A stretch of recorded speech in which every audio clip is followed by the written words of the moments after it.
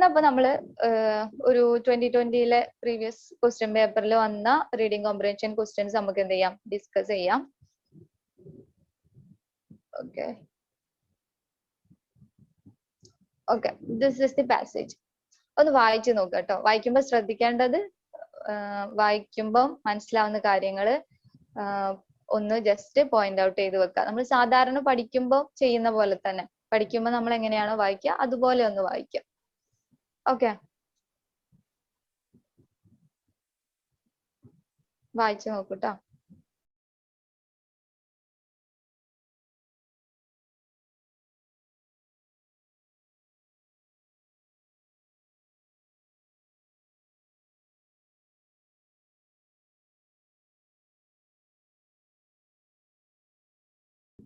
Okay, ക്വസ്റ്റ്യനിലോട്ട് പോവാന്നാല്. Okay, ഇതാണ് നമ്മുടെ ആദ്യത്തെ ക്വസ്റ്റ്യൻ. വായിച്ചു നോക്കാം. What is the focal issue in the present day cultural learning? Option A, unending discussions on it. Option B, contextual clarity. Option C, anthropological concern. Option D, the need to organize the issue properly. നിങ്ങളുടെ answers chat ബോക്സിൽ ഇടുക. What is the focal issue in the present day cultural learning? Passage ഒന്നും കൂടി കാണിക്കണമെങ്കിൽ വീണ്ടും പാസേജിലോട്ട് പോവുക. Read once again. Okay, ഏതായിരിക്കും answer? What is the focal issue in the present day cultural learning? Unending discussions, contextual clarity, anthropological concern, the need to organize the issue properly. B, D, B, B. Okay, B ആണ് correct answer. എങ്ങനെയാണ് B വരുന്നത്? B വരുന്നത് എങ്ങനെയാ? വായിച്ചു നോക്കാം, passage Nokia. If so much of present day cultural learning depends on situation and context, how do the resulting assemblages occur and organized coherence? Situation depends on situation and context ന്ന് first സെന്റൻസിൽ തന്നെ ഉണ്ട്. അവിടെ നിന്നാണ് ഈ answer വന്നിട്ടുള്ളത്. നോക്കുക, the above passage, the very first sentence of the passage clearly mentioned that present day cultural learning depends on situation and context. Thus the right answer is option B. Second question നോക്കാം. The identity has a tendency to have, വളരെ easy ആണ് കേട്ടോ. The identity has a tendency to have, option A, different attributes from others. Option B, coherence with other units. Option C, undistinguishable boundaries. Option D, the movement above the stream of social life. The identity has a tendency to have, option A ആണ് കൂടുതൽ പേരും പറഞ്ഞിട്ടുള്ളത്. Different attributes from others, coherence with other units, undistinguishable boundaries, the movement above the stream of social life.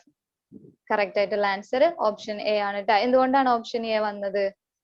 Different attributes from others എന്നുള്ളത് നോക്കുക. പാസേജിൽ കൊടുത്തിട്ടുള്ളത് എന്താണ്?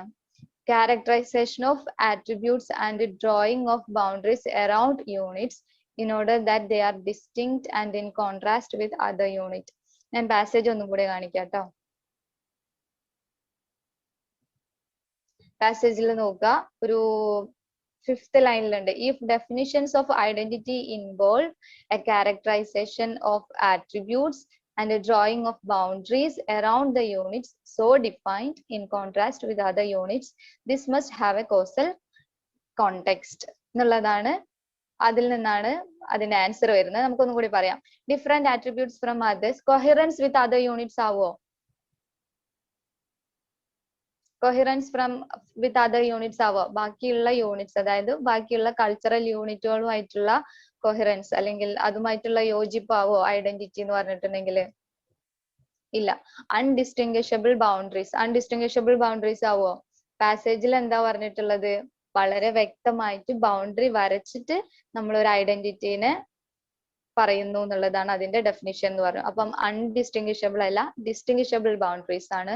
Then option D, the movement above the stream of life, അതായത് ഇതുമായി ബന്ധപ്പെട്ട ഒരു കാര്യമല്ല അത് പറഞ്ഞിട്ടുള്ളത്. The movement above the stream of social life പിന്നീട് പറയുന്ന കാര്യം, അടുത്ത പാരഗ്രാഫിന്റെ ബാക്കിയിൽ പറയുന്ന കാര്യമാണ്.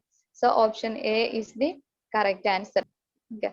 Historically, the search for identity has been of option A, uniform continuity, option B, slackening of culture, option C, intermittent intensity, option D, illogical motives. ഇത് വളരെ simple ആയിട്ടുള്ള question ആട്ടോ. ഒന്ന് ഫോക്കസ്ഡ് ആയാല് ചെയ്യാൻ പറ്റും ഈസി ആയിട്ട്. ഇന്റർമിറ്റന്റ് ഇന്റൻസിറ്റി ആണ് ആൻസർ വരിക. എങ്ങനെ അത് വന്നതെന്ന് നോക്കാട്ടോ. Historically the search for identity has been of, നമ്മൾ നേരത്തെ വായിച്ച പാരഗ്രാഫ് കഴിഞ്ഞിട്ട് മോർ ഓവർ അവിടെ കണ്ടോ, മോർ ഓവർ എന്നുള്ളത് തൊട്ട്. Okay. Moreover, we know that the search for identity varies historically. ഈ ഒരു പാസേജിൽ നിന്നാണ് ക്വസ്റ്റ്യൻ വന്നിട്ടുള്ളത്. Intensifying or slackening over the periods of time. Intensifying or slackening എന്നാണ് പറഞ്ഞിട്ടുള്ളത്. Intensify ചെയ്യും അല്ലെങ്കിൽ slackening over the periods of time. രണ്ടും പറഞ്ഞിട്ടുണ്ട് കേട്ടോ. ഇനി നമ്മൾ ക്വസ്റ്റ്യനിലോട്ട് പോവാം. പറയാം, നോക്കാം. Historically the search for identity has been uniform continuity ആണോ? അല്ല. Period over the period of time എന്തൊക്കെ പറഞ്ഞത്? സ്ലാക്കനിങ് ഓർ ഇന്റൻസിഫൈങ് എന്നാ പറഞ്ഞത്. അപ്പൊ സ്ലാക്കനിങ് ഓഫ് കൾച്ചർ മാത്രം നമുക്ക് ശരിയായിട്ട് പറയാൻ പറ്റുമോ? ഇല്ല. പിന്നെ ഓപ്ഷൻ ഡി ഇവിടെ റെലവെന്റ് അല്ല. ഓപ്ഷൻ സി നോക്കാം, ഇന്റർമിറ്റന്റ് ഇന്റൻസിറ്റി. അതെന്താ ഇന്റർമിറ്റന്റ് ഇന്റൻസിറ്റി എന്ന് പറയാം? ഇന്റർമിറ്റന്റ് എന്ന് പറഞ്ഞാൽ എന്താ? ഒന്നിടവിട്ടിട്ടുള്ള, അതായത് ഫ്രീക്വന്റ് അല്ലാതെ മാറി മാറിയിട്ട് എന്ത് ചെയ്യുക, ഇന്റൻസിറ്റി വരിക. നമ്മുടെ പാരഗ്രാഫിൽ പറഞ്ഞിട്ടുള്ളത് എന്താണ്? Slackening or intensifying over the period of time എന്ന് പറഞ്ഞാല് ഇന്റൻസിഫൈ ചെയ്യും, സ്ലാക്കനിങ് ചെയ്യും, രണ്ടും ചെയ്യും. അപ്പോ ഇന്റർമിറ്റന്റ് ഇന്റൻസിറ്റി എന്നുള്ളതാണ് കറക്റ്റ് ഓപ്ഷൻ വരുന്നത്. ഓപ്ഷൻ സി ആണ് കറക്റ്റ്. സ്ലാക്കനിങ് ഓഫ് കൾച്ചർ മാത്രമല്ല. അതുകൊണ്ട് ഓപ്ഷൻ ബി റോങ് ആണ്. മനസ്സിലായോ? അതിലുണ്ട്, ഒന്ന് വായിച്ചു നോക്കട്ടോ. Identity varies historically, slackening or intensifying over periods of time. അപ്പോ ഇന്റർമിറ്റന്റ് ഇന്റൻസിറ്റി എന്നുള്ളതാണ് കറക്റ്റ് ആൻസർ.